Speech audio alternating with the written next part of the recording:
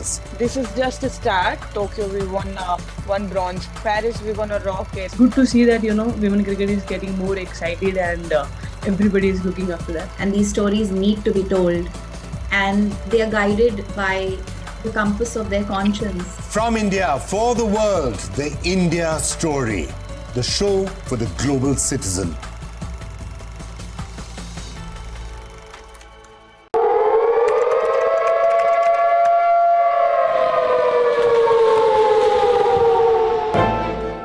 You don't know how to fix the holes in our ozone layer. You don't know how to bring the salmon back up a dead stream. You don't know how to bring back an animal now extinct. And you can't bring back the forest that once grew where there is now a desert. You have ignored us in the past and you will ignore us again. We have run out of excuses and we are running out of time. Show us your faithfulness. Show us your trustworthiness. Show us your honesty. Prove us wrong. We desperately need you to prove us wrong. God help us all if you fail to prove us wrong. God help us.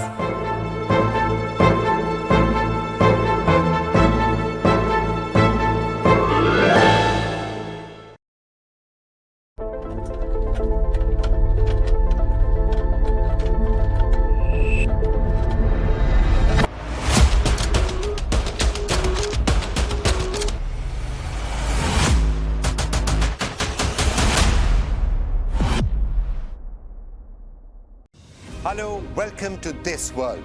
Vladimir Amelyan joins us from Kiev, and he is currently on the front line fighting Russian troops.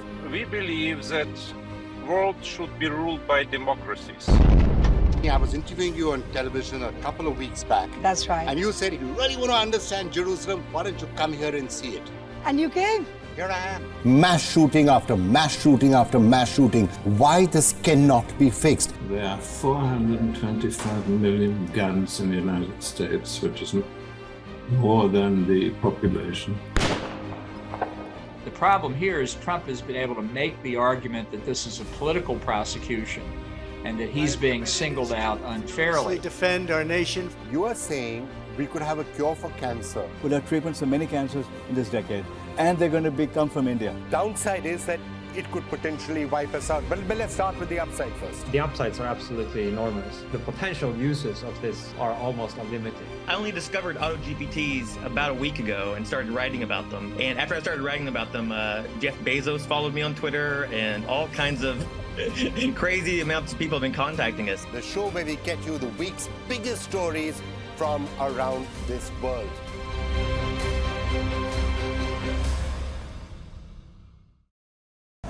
What happens in the world and its nations?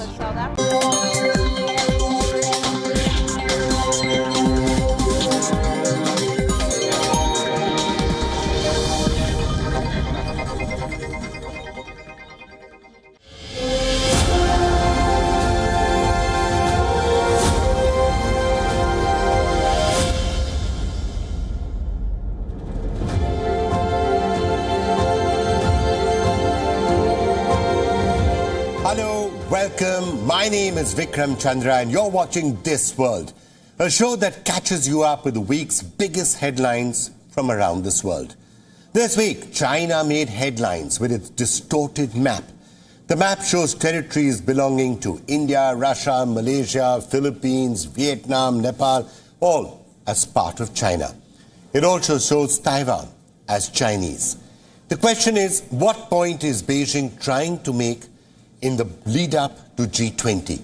Is China trying to disrupt the summit in New Delhi? And how is the world reacting to the dragon's map marking? Meanwhile, preparations are in full swing for the first ever G20 summit in South Asia. What should you be expecting from the big leadership meet? Also, as leaders make their way to New Delhi, how does the world look at India? How does the world look at each other? What impression do major economies have on India and on each other? A Pew survey finds some fascinating results, and we're going to be telling you all about that on the show tonight. But first up, the top story. How many of you remember marking maps back in school? It required precision, thorough knowledge of the globe, its countries, mountains, rivers and borders. Map marking wasn't everyone's cup of tea, so obviously people would make mistakes. But those mistakes were innocent and they were genuine. China's aren't. Earlier this week, China published this map, the 2023 edition of what's called the Standard Map. If you go by this map, China controls, China owns its Chinese territory all across the South China Sea. China supposedly also controls and owns parts of Russia and of India. Bizarre doesn't cut it. Look closely and you will see that China is trying to impose its imaginary 9-dash line, for example, on the world, except this time Beijing has added an additional dash, this one to the east of Taiwan, meaning Taiwan, part of China. Through this map, China is telling the world that everything within these 10 dashes belong to China. At least, so it claims. It also says that Arunachal Pradesh, an Indian state, belongs to China. Aksai Chin belongs to China. Outer Manchuria belongs to China. Look, obviously, it's all a lie. And this map is an imposition of a Chinese lie. It comes with the intention to provoke, to disrupt, and obviously to mislead, perhaps also to set up a certain negotiating position. Now, experts aren't entirely surprised with the timing of this particular provocation. The G20 summit is less than a week away. Pushing its agenda so close to a crucial event is typical of Chinese diplomacy.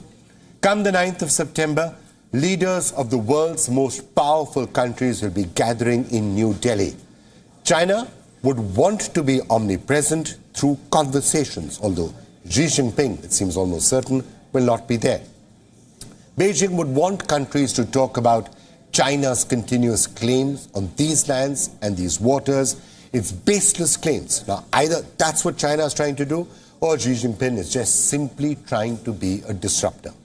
So before we go any further in the analysis, let's get some facts on the table first. These dashes that China likes to draw on the map have no legal basis. This is something the Permanent Court of Arbitration at The Hague has reiterated. It reiterated it in 2016. Arunachal Pradesh is a part and an integral part of India and always has been. There are people who live in Arunachal Pradesh who are proud Indians. All of them are proud Indians. They are members in the Indian central government, of the members of the cabinet out there, members of the Indian government out there who are from Arunachal Pradesh. Arunachal Pradesh is an integral part of India. Just go there, visit it and see it for yourself. Aksai Chin is India's too. Taiwan, we know all about one China policy, but for now Taiwan is independent. Outer Manchuria is not China's. Just as large swathes of the South China Sea that China is reasserting its claim on ahead of G20 are not Chinese. The Philippines, Malaysia, Indonesia, Vietnam and Brunei claim these waters. This map is bogus at best. And let me put it to you very bluntly.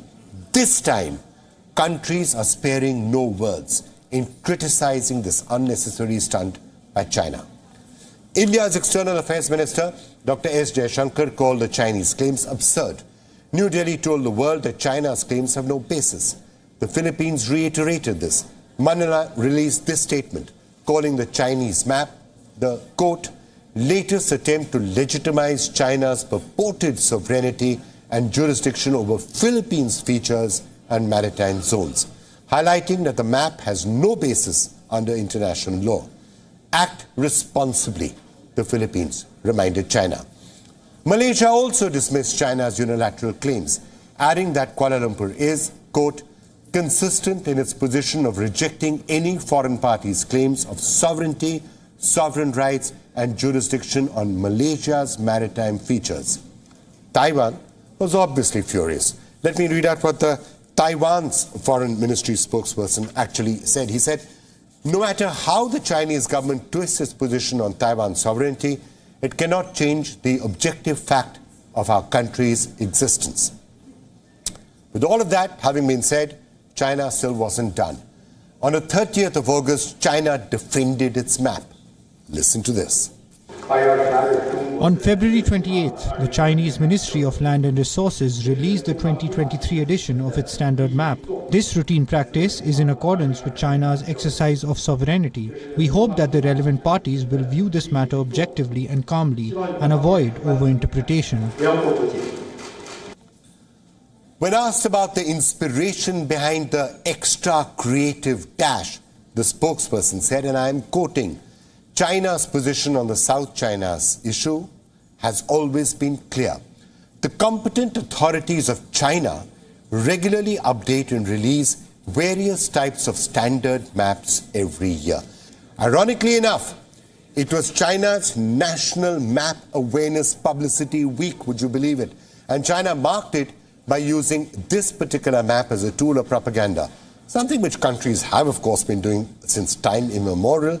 With this map, for example, China is trying to establish and stamp its alternate reality on the world. An alternate reality where Beijing actually controls 90% of the South China Sea, where it controls parts of India, Russia, Nepal, and all of Taiwan.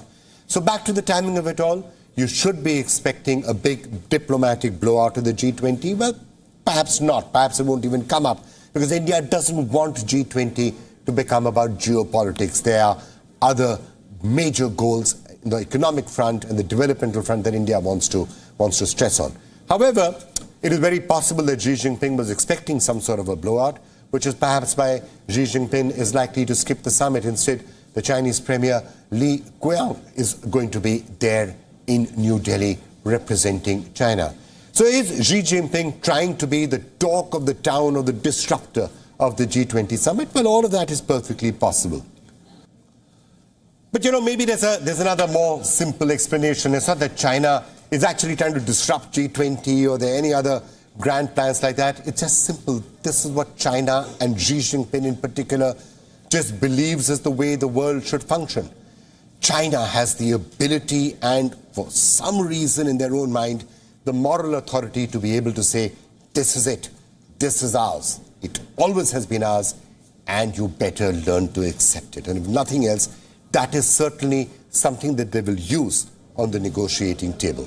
Well, for more on this, joining us now, Ambassador Anil Wadhwa. He was former Secretary East in the Ministry of External Affairs, currently a distinguished fellow with the Vivekanand International Foundation. He's also former Indian ambassador to Belarus, to Italy, to Thailand, Oman, a large number of countries as well.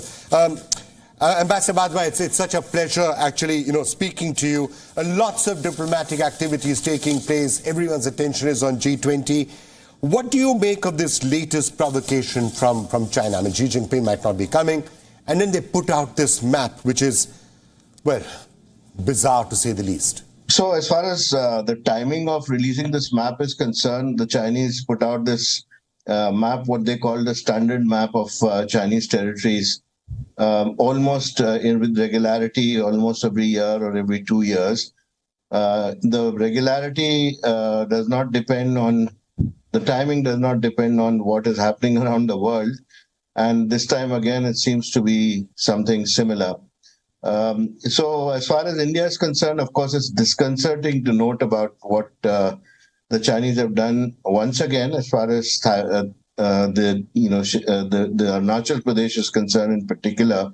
Aksai Chin also is a festering issue.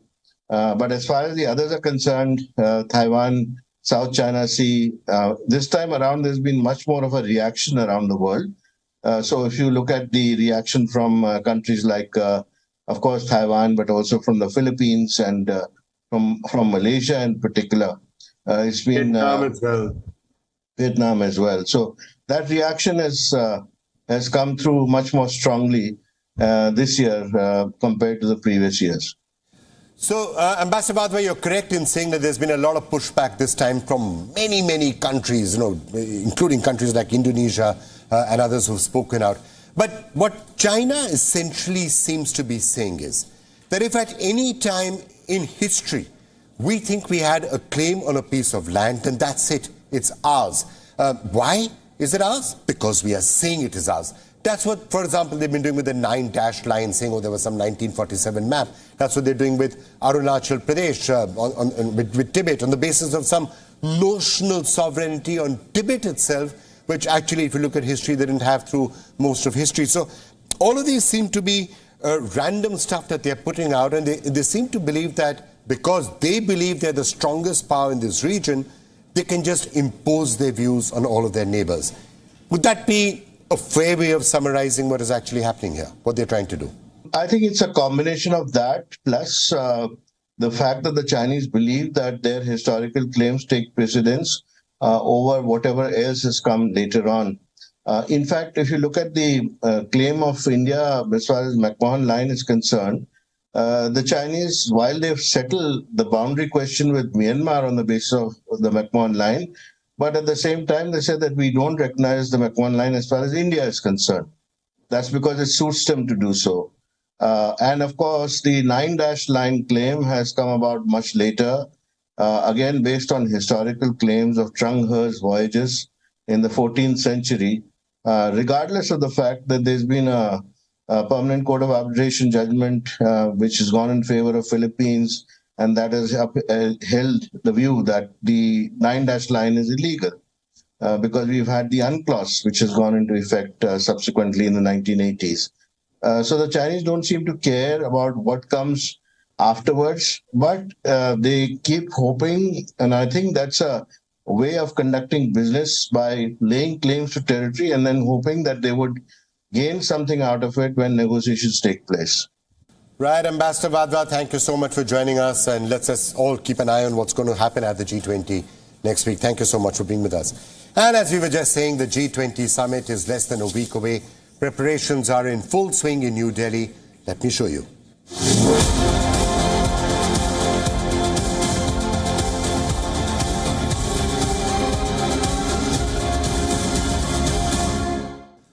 India is determined to make the event a memorable and an impactful one. The G20 Leaders Summit will, of course, be held in New Delhi on the 9th and the 10th of September. India is going to be pushing its basic theme, which it's had all through the presidency, Vasudhaiv Kutumbakam, one earth, one family, one future. Basically, who all are coming are 20 of the world's largest economies. Russia will be represented by its foreign minister, Sergei Lavrov. President Vladimir Putin will not be coming down to Delhi. He has personally conveyed this to the Indian Prime Minister.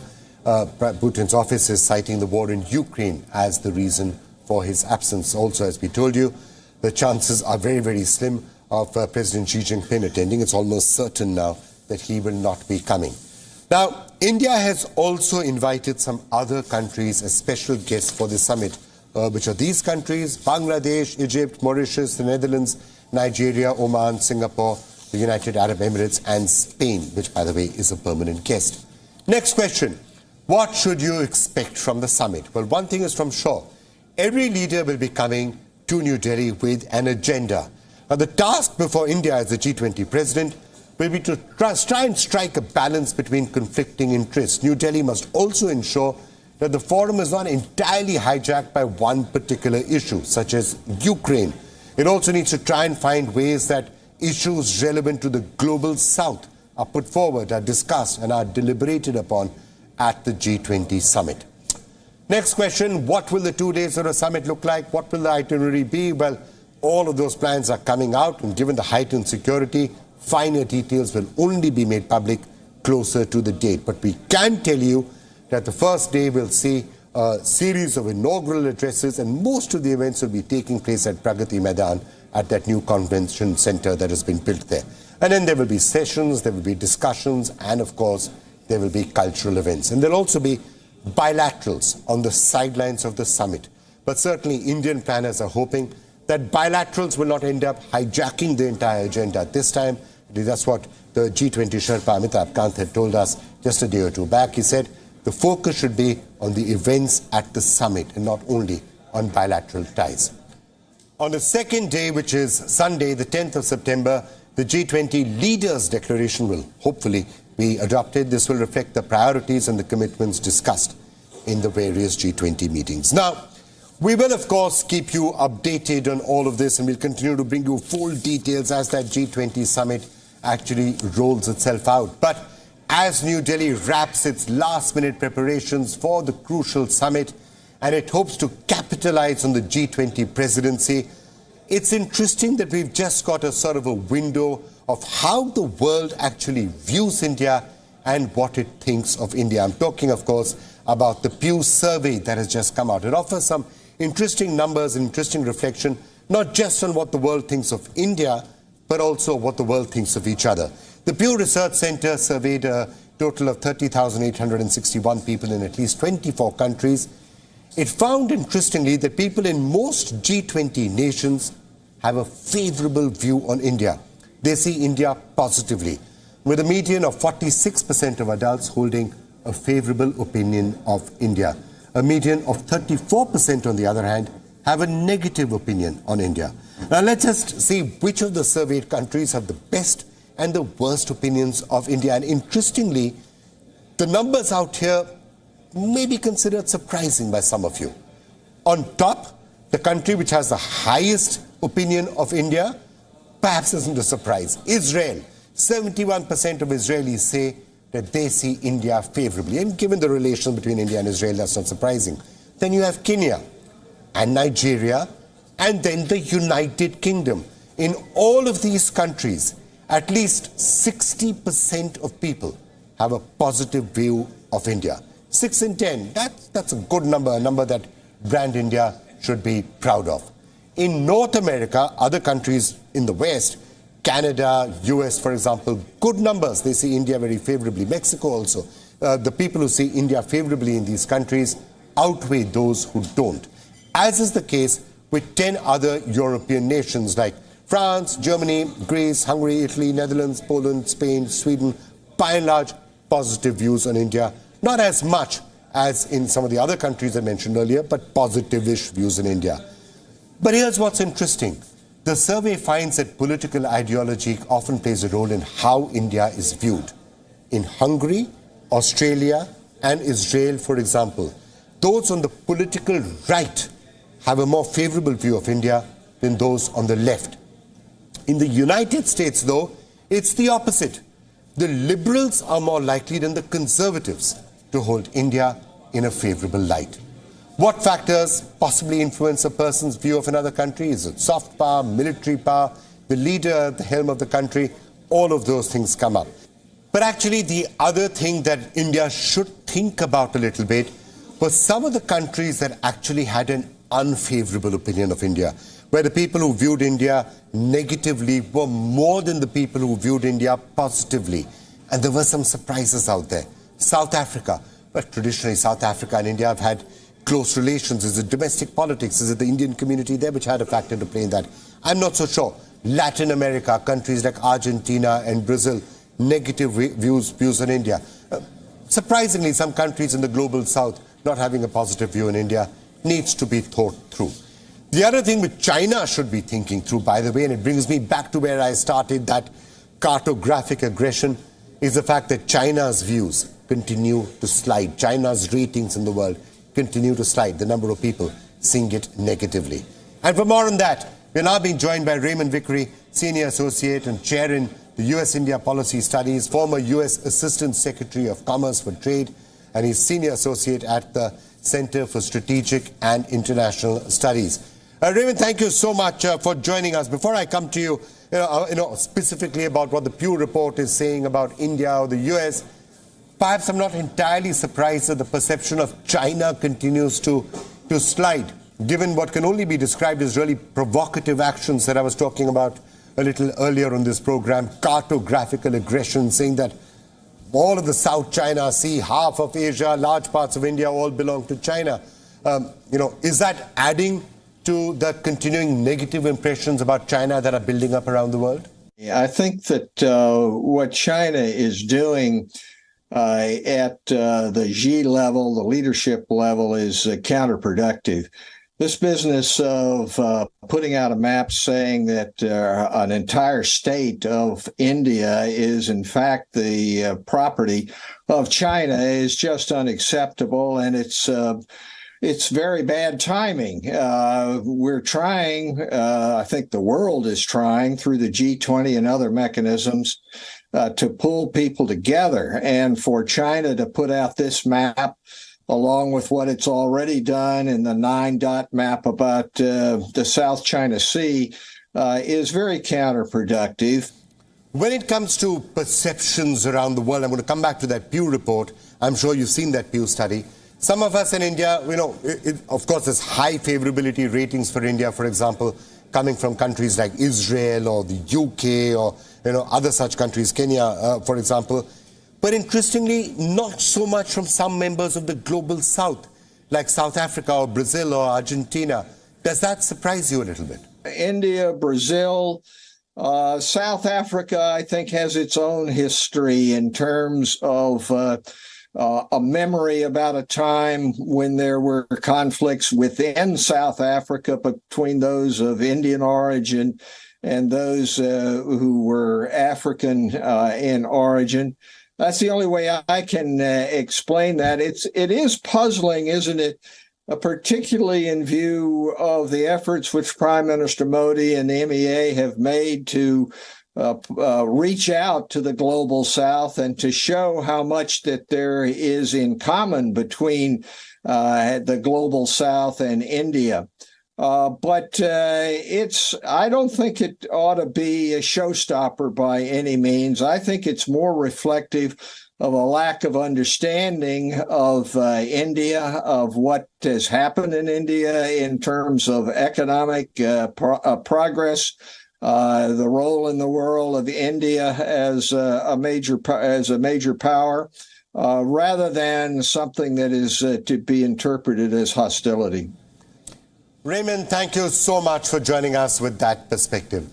And that's all we have time for this week on This World. But next week, of course, all attention will be on that G20 summit right here in New Delhi. And we're going to be bringing you all the details. My name is Vikram Chandra, and you're watching This World on WION World is One.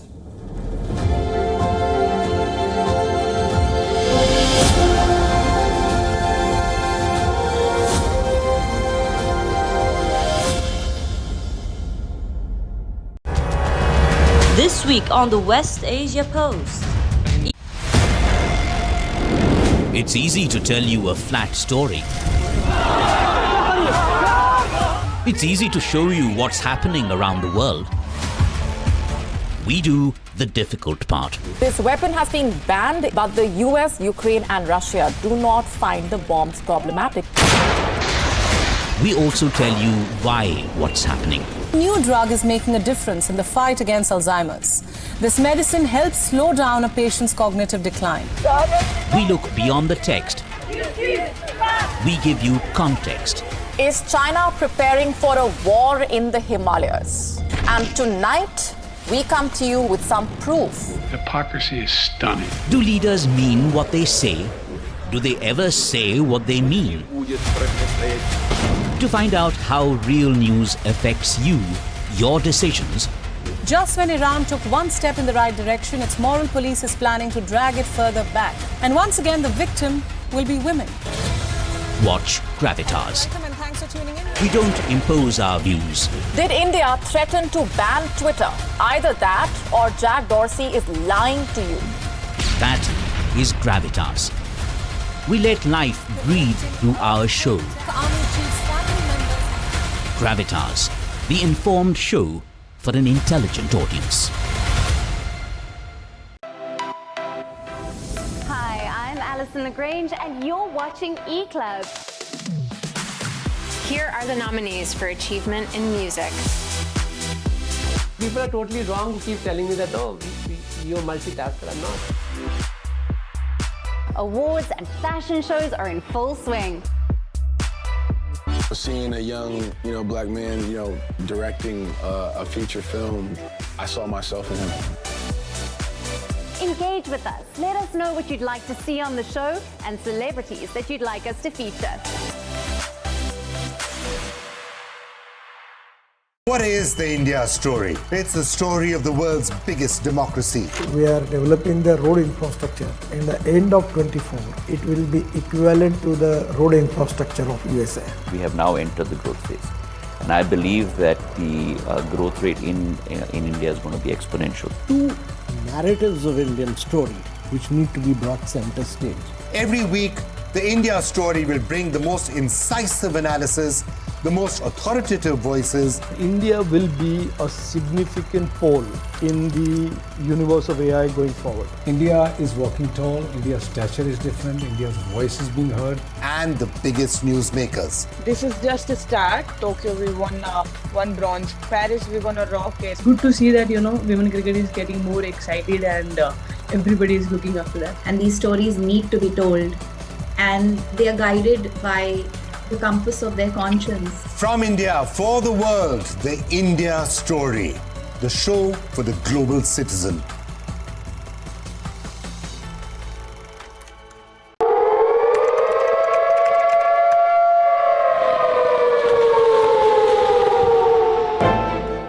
You don't know how to fix the holes in our ozone layer.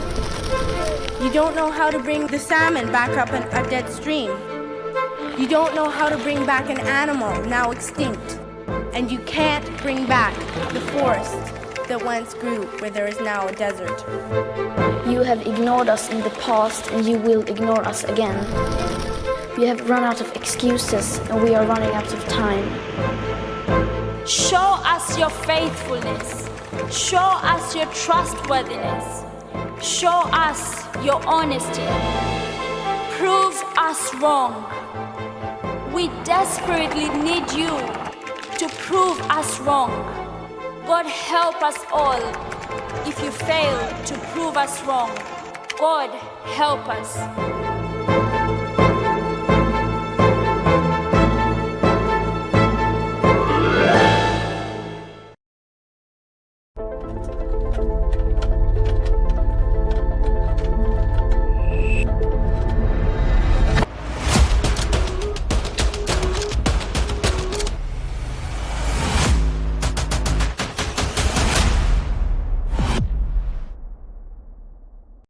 Hello, welcome to This World. Vladimir Amelyan joins us from Kiev, and he is currently on the front line fighting Russian troops. We believe that the world should be ruled by democracies. I was interviewing you on television a couple of weeks back. That's right. And you said, if you really want to understand Jerusalem, why don't you come here and see it? And you came. Here I am. Mass shooting after mass shooting after mass shooting. Why this cannot be fixed? There are 425 million guns in the United States, which is more than the population. The problem here is Trump has been able to make the argument that this is a political prosecution and that he's being singled out unfairly. Defend our nation. You are saying we could have a cure for cancer. We'll have treatments for many cancers in this decade. And they're going to come from India. Downside is that it could potentially wipe us out. But let's start with the upside first. The upsides are absolutely enormous. The potential uses of this are almost unlimited. I only just...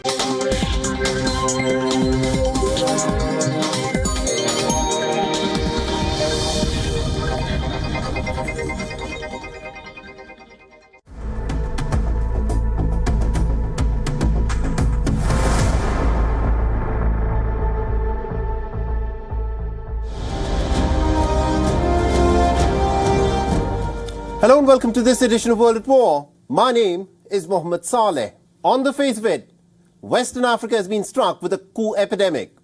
As just 5 weeks after the military junta captured power in Niger, the military in Gabon has deposed President Ali Bongo Ondimba immediately after he'd won the elections.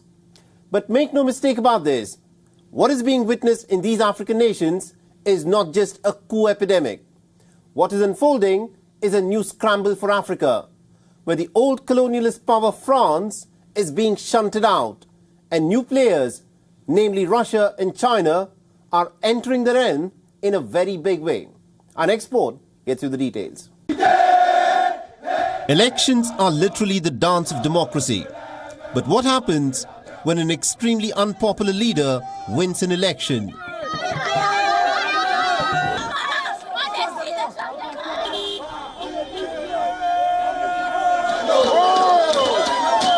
When Ali Bongo Ondimba, the man who'd been the Gabonese president since 2009, was declared the winner on the 30th of August, little did he know that in a matter of few minutes, the military would roll in its troops and make him a prisoner inside his own presidential palace. And what was worse, the very people who Ali Bongo thought had voted for him were cheering the Gabonese troops in their putsch. The national and international community is informed that Mr. Ali Bongo Ondimba is being kept under house arrest. He is surrounded by his family and doctors. An investigation will be carried out by the competent authorities, and those concerned will answer for their actions. Gabonese people, we are finally on the road to happiness. May God and the hands of our ancestors bless Gabon. Honor and loyalty to the fatherland. I thank you. C'est enfin notre essor vers la félicité. The Gabonese army further announced that the election results were annulled. The country's borders shut and all institutions of the republic had been dissolved. And the most striking aspect of this coup was that instead of shock and anger on the streets by the common people, there were wild celebrations. And the president was forced to appeal for help. To make noise for the people here have arrested me. And my family, my son is somewhere, my wife is in another place, and I'm at the residence. Right now, I'm in the residence, and nothing happening. Nothing is happening. I don't know what's going on. So I'm calling you to make noise, really. I'm thanking you. Thank you. Gabon is the latest Francophone nation to be jolted by a military takeover. And with this, the 55-year-long stranglehold on power by the Bongo family has come to an end. Ali Bongo's father, Omar Bongo, had captured power in 1967 and had ruled with an iron grip of the nation under the pernicious policy of France-Afrique, surrendering the nation's financial sovereignty in exchange for French guarantees of security. So can France now help out the Bongo family? France would be a bit embarrassed because it has condemned the coup in Niger in the name of democracy and the democratic legitimacy of the ousted president. But now it will be difficult for it to ask for the reinstatement of Ali Bongo on his presidential throne because everyone knows that he cheated in the last election. And even in France, some had pointed out this cheating.